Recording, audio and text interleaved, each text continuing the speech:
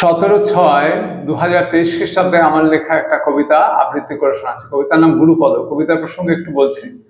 আমার রানীকুটির কাছে একটা চেম্বার আছে, সেই চেম্বারে গুরুপদ বলে একজন রিক্সাওয়ালা অনেক সময় নিয়ে যায়। সেদিনও সে নিয়ে যাচ্ছিল, কিন্তু সে হঠাৎ খুব আনমনা হয় অন্যদিকে রিক্সা চালিয়ে দিচ্ছিল। আমি কারণ জিজ্ঞাসা করাতে ও কারণটা বললো, খুব বিষণ্ণ অবস্থায় ছিল। কবিতাটা শুনলে ব্যাপারটা বুঝতে পারবেন। গুরুপদ গুরুপদ নন্দীগ্রামে বাড়ি, কলকাতাতে রিক্সা চালায়, জোরসে ছোটায় গাড়ি। সাদা সেদে মাটির মানুষ, গোটা পাঁচেক পেট, খেটে খুটে সারাটা দিন, ঘরে ফিরতে লেট।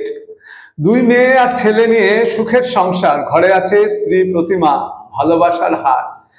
বড় মেয়ের বিয়ে হলো, আনন্দ উৎসব, নাতি এলো মেয়ের ঘরে, উঠলো উলুরব। গুরুপদ গুরুপদ আনন্দ আর কই, ছোট মেয়ের কি যে হলো, বাতাস ওড়ায় খই। এত ব্যথা ছোটর মনে, বলেনি একবার, ভালোবাসার এত আঘাত সইবে কতই আর। মেয়ে এখন লাশ কাটা ঘর, বাতাস শুনশান। গুরুপদ শোকে নিথর, কে ভাঙাবে মান।